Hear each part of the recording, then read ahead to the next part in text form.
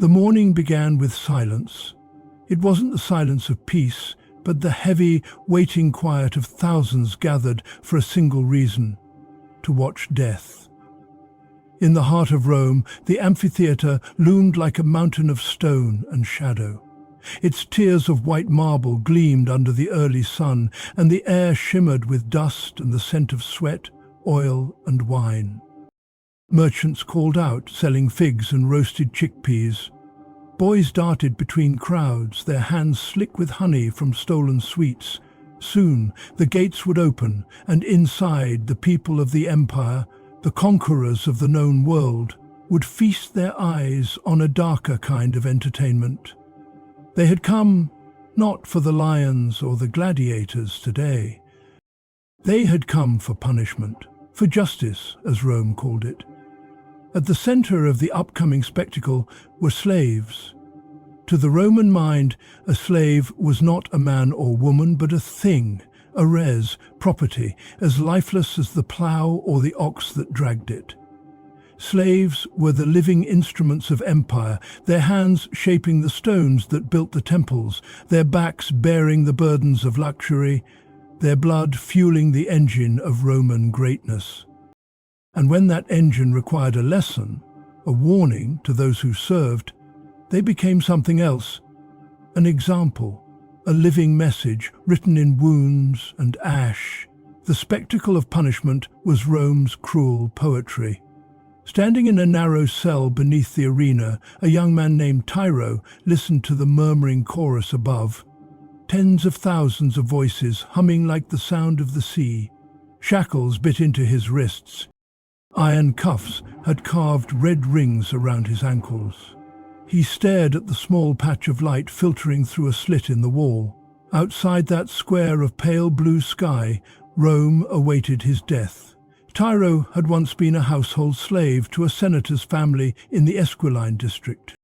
He had served wine, cleaned sandals, and tended the garden where the mistress liked to walk among her roses. He remembered the scent of crushed petals underfoot, and the laughter of children above him as he bowed and obeyed. But last week, the senator's steward had been found murdered. In Rome, when a master was killed, every slave in the household, no matter how distant from the crime, was condemned. It was the law. If one slave sins, all must pay. This law was older than Tyro's life. It was meant to strike fear deep into the bones of every servant who woke before dawn to light a master's lamp. It said, "You are many, but we are Rome." Now, 50 household slaves, men, women, children, waited in the darkness beside him. The younger ones wept softly. The older ones sat in silence, faces drained of everything but exhaustion. Somewhere in the shadows, someone prayed, whispering words in a tongue Rome had long ago erased from its maps. Above them, the people gathered to witness obedience restored. The arena wasn't merely a place of death, it was a political stage, a theatre of dominance. As the philosopher Seneca once wrote, the games were meant to remind the living how fragile mercy truly is. For the citizens, the punishments of slaves were not barbarity, they were order. The clanging of gates echoed down the corridors beneath the stands. Guards shouted, and the rustle of chains filled the cells. Tyro's stomach twisted as footsteps approached. He could hear the crowd now, low at first, then surging. It sounded like thunder rolling toward him. Through the bars he caught a glimpse of the sky widening as the guards hauled open the great iron doors. Dust rushed in with the hot wind, tasting of blood and earth. Light exploded across the passage. As they were driven into the arena, the slaves blinked in the glare. The vast space unfolded around them like a nightmare given form. Tiers upon tiers of faces, the emperor's banner fluttering crimson above the stands, the smell of beasts and burning incense mixing in the air. In the center, wooden crosses waited like a forest of death. The crowd roared, hungry, ecstatic, cruel. Up in the podium, near the imperial box, an orator's voice rose above the noise, repeating the accusation: "The household of Lucius Cassius Longinus has betrayed the Pax Romana. Let Rome remember, no bondage is secure if rebellion lurks in silence."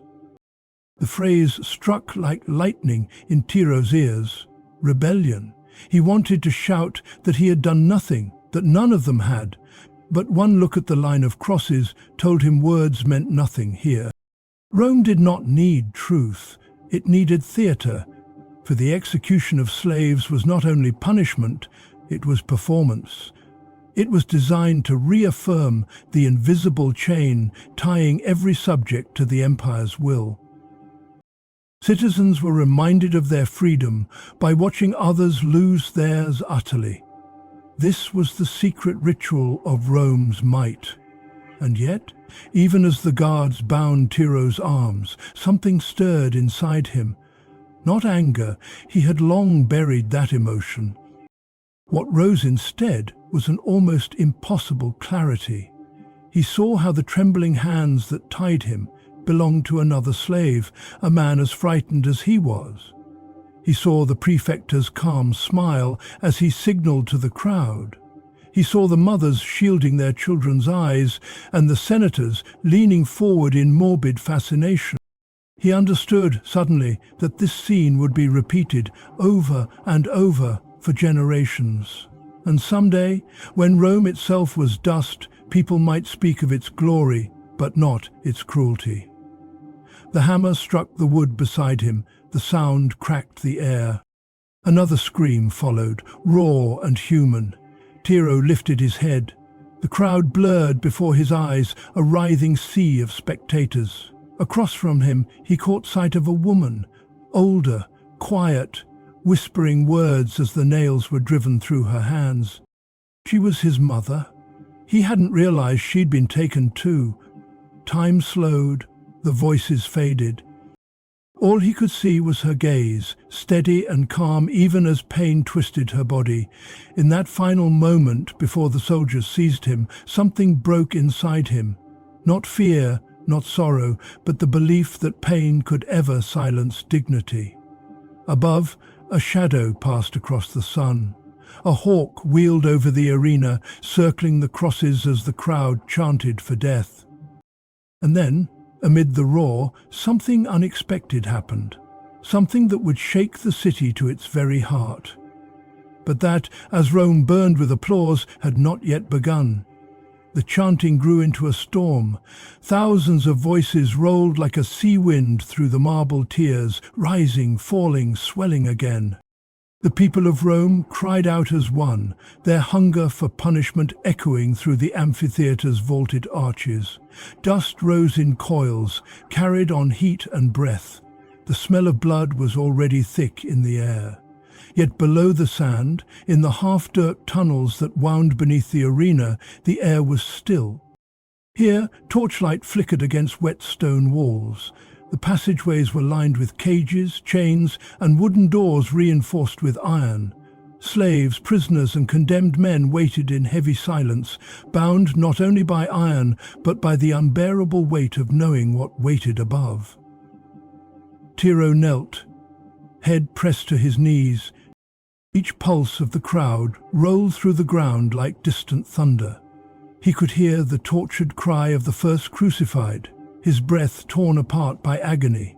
He tried not to look, but every sound drove the image deeper into his mind, flesh tearing as nails split bone, the groaning of wood under struggling bodies.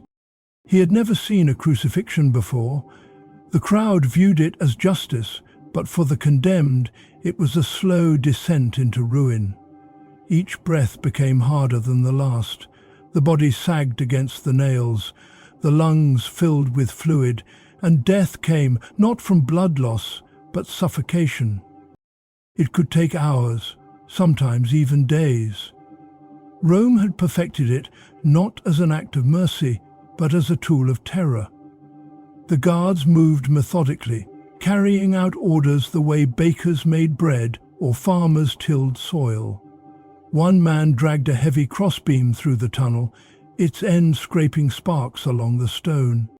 Another checked the nails in a small leather pouch, counting them under his breath. 50 left, he murmured. 50 crosses. They'll finish at sunset. Tiro's hands trembled. He looked across the dim hallway to the older slave, Cassian, who sat with his back against the wall. Cassian's face was lined and weathered, his hair streaked with grey. He had once been steward of the house, a man trusted with keys and scrolls. Now, stripped and bound, he looked like a ghost of Rome's forgotten machinery. "They are not killing us for the steward's death," Cassian whispered. His voice was low, ragged. "They're killing the idea that slaves can think." Tiro blinked. "You think someone planned it?" Cassian shook his head slowly. "Does it matter? They need this. The crowd craves it, the senators need it, the emperor needs it, the law demands a lesson. And we are the words that lesson will be written in." The flicker of light caught Cassian's eyes, resigned but still sharp. Tiro felt an ache in his chest. He looked at his own hands, scarred from years of scrubbing flagstones, raw from the chains. In another life, perhaps he might have worked wood, made furniture, built temples. But in Rome, his skill and his worth ended the moment someone's word turned his breath into a crime. The guard returned, barking an order. "Next 5, bring 'em up." Tiro rose as iron clamped around his wrists. The hallway filled again with the clatter of chains and the groaning of wooden beams being dragged forward. Somewhere behind him, someone screamed a name and fell silent. As they walked toward the light, Tiro squinted, his vision blurring in the glare. The scene above had changed. Some crosses already stood upright, bodies tied and nailed at uneven angles. Blood streaked the wood in crimson trails.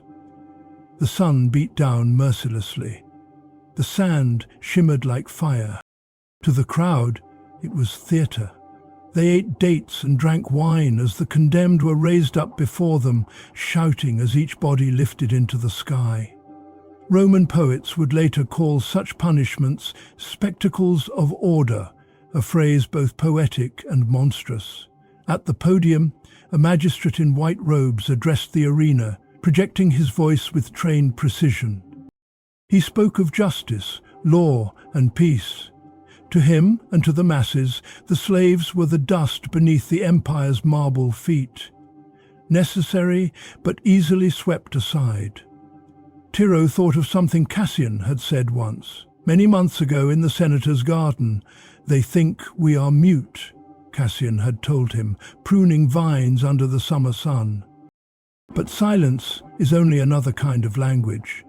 One day, even silence will be heard. Now, watching the crosses sway in the wind, Tiro understood what he meant. Above the flute music, the shouts and the rising heat, he began to feel it, not the hopelessness that had followed him since the arrest, but a terrible clarity. Something inside him hardened. Not rebellion yet, but the first spark of refusal. He would not scream. When his turn came, when they nailed him to the beam, he would give Rome nothing of what it wanted. No cries, no begging, no surrender. If they demanded proof of obedience, he would give them silence so deep it might echo back through time. The hammer came down again. Another gasp burst from the crowd. Tiro's knees bent as soldiers forced the crossbeam across his back. The rough wood tore open his shoulder blades. Dust burned in his lungs. The guards yelled for him to move. Through the haze of agony, he saw movement near the staging area. A group of figures dressed differently from the others. Not guards, not slaves. Their garments were dark, their heads veiled against the sun. Among them was a man clutching a scroll sealed in red wax, arguing in rapid tones with the magistrate. The magistrate turned sharply, his face hardening. One word carried over the noise. The crowd began to murmur. Something was changing. The guards hesitated, looking to one another for instruction. A whistle sounded from the top tier. Cassian turned toward Tiro, confusion in his eyes. "What's happening?" Tiro couldn't answer. All he knew was that the crowd's roar was no longer unified. The sound began to break apart, ripple, twist. The messenger handed the scroll to an attendant. Orders were spreading across the arena floor, and with them, an unease that hadn't been there moments before. The executions paused. In that moment of stillness, Tiro raised his head and saw again the hawk circling the sky, tracing wide loops above the blood-stained sand. It drifted lower, almost as if waiting. Something was coming, something that even Rome had not planned for. And as the sun crept higher, the first whisper of rebellion took root in the silence. The sound of confusion filled the arena. The people who had come to cheer now murmured uncertainly, their voices like restless waves. Word spread through the tiers of the Colosseum, something about an order, a message from the Senate. Guards hesitated on the sand, their spears lowered. Tiro lifted his head, his face streaked with dust and sweat. Around him slaves waited, frozen between terror and disbelief. The messenger still stood near the arena's center, the red-sealed scroll clutched in his hand. The magistrate, his white robes shimmering in the heat, read it silently. Then, with a sharp gesture, he dismissed the soldiers. The execution had been halted. A low murmur rippled through the stands. The crowd was not pleased. They had come for blood, not bureaucracy. Coins clattered to the ground as men threw their hands in anger, shouting for the games to continue. The magistrate raised his voice. "The Senate commands a delay. By order of the consul, these executions shall be reviewed. Patience, citizens of Rome. Rome's justice must be flawless." To the masses, the declaration was a disappointment. To Tiro, it sounded like thunder breaking the clouds. Cassian looked over at him, barely daring to speak. "Do you think it means freedom?" Tyrol didn't answer. He didn't yet understand. But he knew that this was not mercy. It was politics. Rome never acted out of kindness. Minutes passed like hours as guards moved among the condemned, cutting bindings, shackling wrists again, herding them back toward the tunnels. The crowd booed, stomping their sandals on the stone steps, demanding the show resume. Nero stumbled as he was pushed forward. Sunlight fell across his face, blinding, hot, sacred in its cruelty. For a moment, he looked back at the forest of crosses behind him, each one waiting, and realized that perhaps the only thing more terrible than death, under the eyes of Rome, was to be told to wait for it. Beneath the arena's belly, whispers began almost immediately. The slaves were shoved into the dim corridors once more. Chains rattled as the doors slammed shut behind them. Torches sputtered, their flames painting trembling shadows across the walls. The Senate intervened. One prisoner asked, "Why?" "No one knows," another replied. "Maybe the master's family spoke. Maybe the consul doesn't want trouble while the emperor's away." Cassian sat with his back to the wall, his face thoughtful. "It isn't mercy, it's fear of the people who aren't here, the ones who own thousands like us. If they see justice falter, they'll revolt." "Revolt?" someone whispered, incredulous. Cassian met Tiro's gaze. "You think slaves can't revolt? You forget Sicily, Spartacus, Campania. Rome remembers too. That's why they kill so many, to make sure we never believe again." The name Spartacus stirred murmurs. Even though it had been over a century since that rebellion, the story still passed in secret among slaves.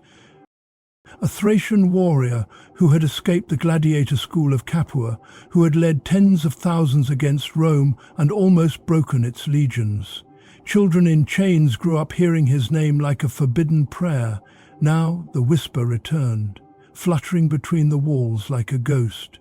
Tiro sat in the torchlight, his wrists aching. The sound of hammers echoed faintly from distant tunnels where carpenters prepared the next round of crosses. Work continuing, as if nothing had changed. He thought of Sparkus not as a hero but as an idea, as something too large to die. Above them, Rome's city streets bustled. Senators debated, merchants sold grapes, children chased one another between columns. None of them knew that below their feet, those upon whom their wealth rested were whispering once more. As night fell, guards brought food, stale bread and water. They said nothing, only shoved the bowls forward and left. Tiro barely touched his share. The air was thick with unease. When Cassian finally spoke again, his voice was low but steady. "If they delay, we have time. Maybe enough to change what happens." Tiro frowned. "What can we change? We're chained." "Surrounded. They'll just restart it tomorrow." Cassian leaned closer. "Not if the message means confusion. There's division above us. The Senate doesn't want to lose control of the mob, and the prefect doesn't want to appear weak before the Emperor's return. Every delay creates cracks. You know what happens to marble when water finds the fissures?" "It breaks," Tyrell murmured. Cassian smiled faintly. "Exactly." He reached into his tunic and unfolded a strip of coarse cloth. Inside, wrapped carefully, were two small iron nails. Slaves' treasure stolen from the carpenter's pile days ago. To anyone else they were worthless, but in chains they meant possibility. Tiro's heartbeat quickened. "What is that for?" Cassian's eyes glinted. "For when the delay ends." That night Tiro could not sleep. Above, music and laughter drifted faintly down from the city. He thought of his mother, still alive, somewhere among those condemned. He thought of the hawk that had circled the arena. And he felt the slow, gathering weight of something inevitable, like the moment before a storm breaks. The next morning arrived with pale grey light. Rome had cooled after night's breath, but the air in the tunnels was still hot, heavy and rank with the smell of blood. A guard entered, speaking curtly. "The magistrate returns soon. Prepare them." The slaves rose slowly. Cassian tucked the nails into his palm. Through the narrow openings above the stairway, Tiro saw the first fingers of sunlight touch the arena sand. Once again the city was gathering. Once again Rome demanded order be restored. But this day would not go the way the magistrate expected. High above, smoke began to rise from somewhere beyond the walls. The smell drifted faintly through the air, a sharp, unnatural scent. Then came the sound of bells. Not the silver chime of the temples, but the deep iron clang that warned of fire. Men shouted outside. The guards hesitated. Cassian's eyes met Tiro's. "This is our Fisher." Tiro's pulse raced. The fire bells tolled louder. Outside, the crowd roared, no longer for blood, but in panic. Rome was burning. The city screamed. The sound reached even the deepest tunnels of the Colosseum. Bells clanging, shouts, tumbling through stone corridors, orders shouted and ignored. For a moment, nobody below knew what was happening. Then one of the guards ran past the cells, his armor clattering, shouting something that froze every slave in place. "The fire has reached the Velabrum." The words echoed like thunder. The Velabrum? The valley market between the Palatine and Aventine hills? It was the lifeblood of central Rome. If the flames were there, the city's heart was burning. Tiro craned his head toward the sound of the bells above. Smoke began to snake down through the vents in thin black threads. The guards cursed, arguing among themselves. Some rushed toward the staircases. Others stayed uncertain, caught between duty and fear. Cassian's voice came low beside him. "This is it. Move when I move." The guards shouted again, not at the slaves this time, but at one another. In confusion, the order holding Rome together began to splinter. The chains of command cracked before the chains of iron. Cassian slipped one of the stolen nails from his hand and worked at the clasp on his wrist. It cut his skin, but he didn't stop. The others watched, hardly daring to breathe. Metal scraped metal. A quiet snap sounded. His cuffs fell. Tiro's eyes widened. Cassian handed him the other nail. The sound of chaos above grew louder. Soldiers running, citizens screaming, the roar of a wind fed by fire. Across from them, a young woman, barely 16, her hair cut ragged, stared at the open cuff on Cassian's wrist. Her lips parted soundlessly, and Tiro saw something fierce rise behind her eyes. Cassian didn't wait. He moved to the door, working the nail into the crude lock. It groaned, creaked, then gave way. The door swung open with a shriek. For one heartbeat, everything stood still. Then the prisoners moved, quietly at first, then with growing urgency. Chains clattered, shackles fell, freedom, even in fire, was a living thing. The corridors filled with smoke. Light flickered from somewhere above, a pulsing orange that turned the stone walls into molten rivers.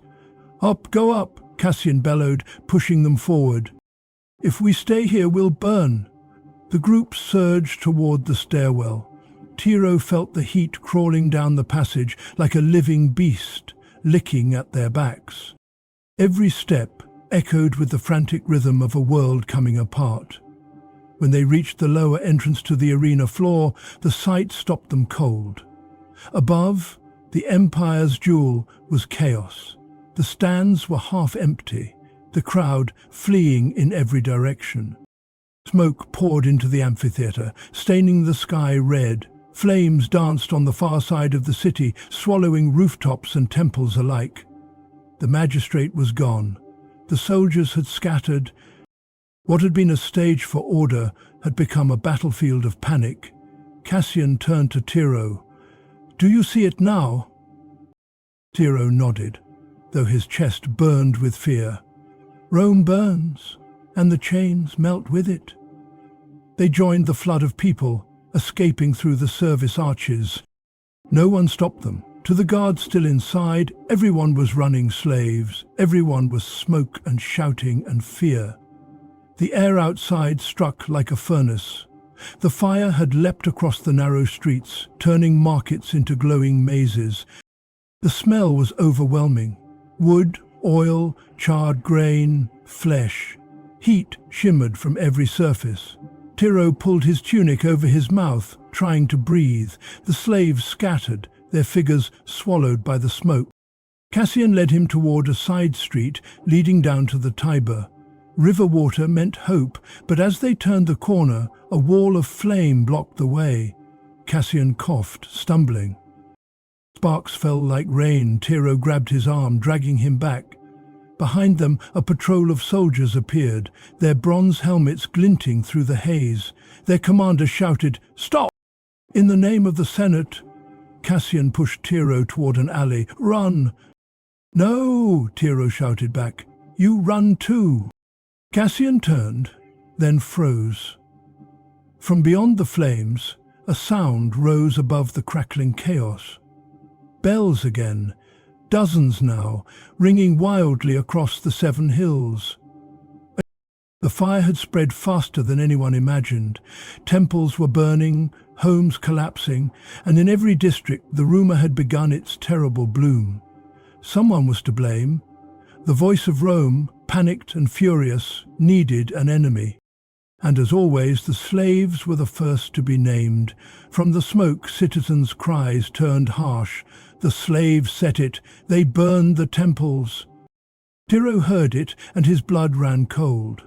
Men were grabbing any dark-skinned or ill-clothed figure, cutting them down in the streets. Cassian pulled him behind a toppled cart. "Listen to me. You head for the river. Move with the crowd. Do not speak. Find the docks. What about you?" Cassian didn't answer right away. Around them heat warped the air. The firelight painted his face with deep shadows. "This is the moment Sparkus dreamed of," he said softly.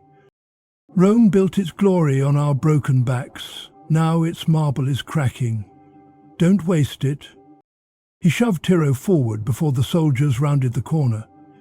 Tiro stumbled through the smoke, the roar of flame drowning every thought. He glimpsed faces, citizens dragging treasures, slaves carrying children, soldiers beating back looters. The empire was devouring itself. By the time he reached the riverbank, his body was shaking with exhaustion. Sparks floated above the Tiber like dying stars. Boats jammed the shore, people shouting, pushing, fighting for space. He looked back once. The city glowed red against the night sky. The Capitoline Hill crowned in fire, the great temples like torches burning for their gods. And somewhere within that inferno, Cassian's voice echoed in his mind. "They kill us to remind themselves they are gods.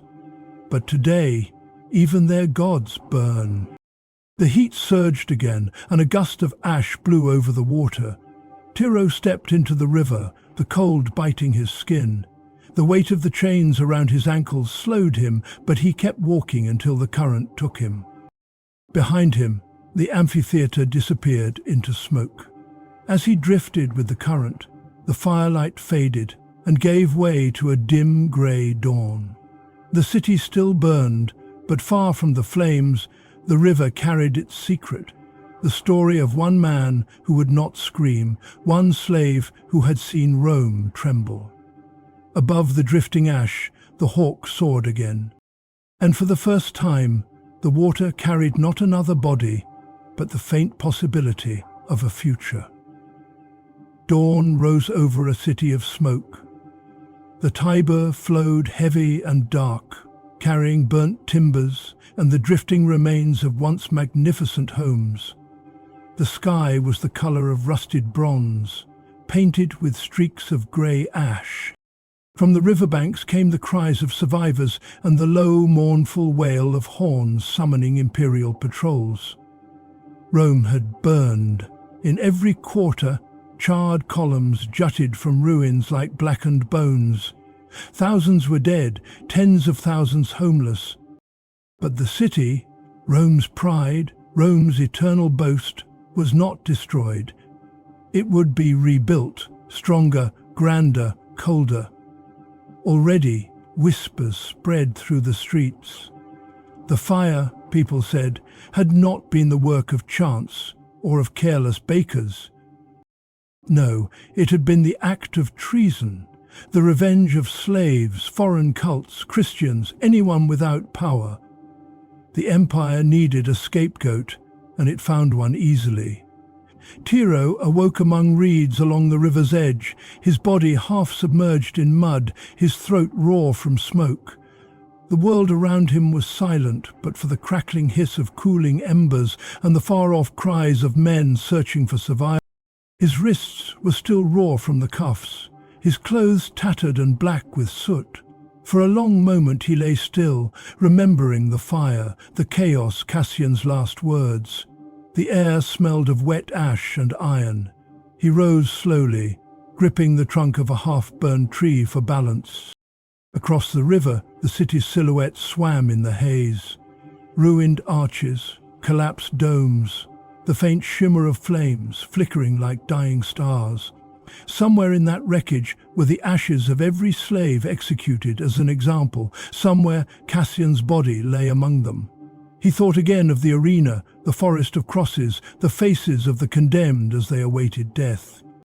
Rome had sought to display power, but in its cruelty it had shown its fear instead.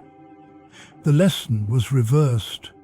Days passed quietly. Tyrrell moved through the outskirts, scavenging food where he could, hiding when patrols marched past. The fire had turned the city into a wilderness of suspicion. Soldiers arrested slaves on sight. Agents of the prefect spread through the ruins, questioning, torturing, searching for someone, anyone to blame. Rumor claimed that certain slaves had escaped the amphitheater during the fire. Some said they had joined looters and set the blaze themselves. Others whispered they had fled south along the Appian Way, gathering others as they went. Slowly, a tremor of fear passed through the empire. Rome's marble might still gleam, but its invincibility now seemed a lie, a face cracked by the heat of its own violence. For every household that rebuilt its walls, another whispered prayers that their servants would not rise in the night. For every senator that demanded another round of punishment, a quiet unease shadowed his words. Cassian had been right. The marble was breaking. Tiro found shelter in an abandoned villa near the river, its walls scorched, its mosaic floor cracked. In the corner of what had once been a storeroom, he found scraps, a cloak, a water jug, and a small wooden icon of Mercury, the god of travelers and thieves. He sat before it each night, not in worship, but in reflection. Sometimes he wondered if he should have fled farther south, found one of the secret camps said to hide escaped slaves. But another part of him, quieter, heavier, knew his purpose was not to run forever. Someone had to remember what Rome had done, what its justice had meant, because memory too could be rebellion. The burned amphitheater would be repaired. More games would be held, more slaves would die for entertainment, but somewhere beneath all of it, beneath marble and law and fear, there would remain the echo of the day Rome trembled, a whisper that the empire could not silence. One evening, as the red sun sank over the horizon, Tiro climbed a small hill overlooking the river. From there he could see the city clearly. Smoke still rose in thin lines, marking the places where the fire had burned deepest. He thought of his mother on her cross, of Cassian and his quiet defiance, of the nameless thousands who had suffered before and would suffer again. He thought of the hawk circling above the arena, patient and silent, waiting for the wind to change.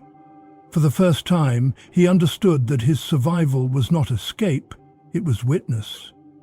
The spectacle had been meant to erase his humanity. Instead, it had etched it into history. Perhaps tomorrow soldiers would find him. Perhaps another magistrate would order his death. But what Rome never understood was that the spectacle only worked when its victims were forgotten. He would not be forgotten. Hero took a shard of burnt wood from the ground and carved a single line into the scorched wall of the villa before leaving it behind. The words were simple, almost crude, written in the Latin his master had once forced him to copy. All men breathe the same air, all men die. Then he turned toward the open road. The dawn broke again, the same sun that had watched Rome's rise, now shining over its smoke-stained ruins. The world went on, but something unseen had shifted, a truth whispered in the ashes that power built on cruelty was never eternal. As Tiro disappeared into the distance, the wind picked up, scattering the dust of the city behind him, and somewhere high above, the hawk soared once more across the pale sky of morning, not as a symbol of Rome, but of something older, freer, and finally alive.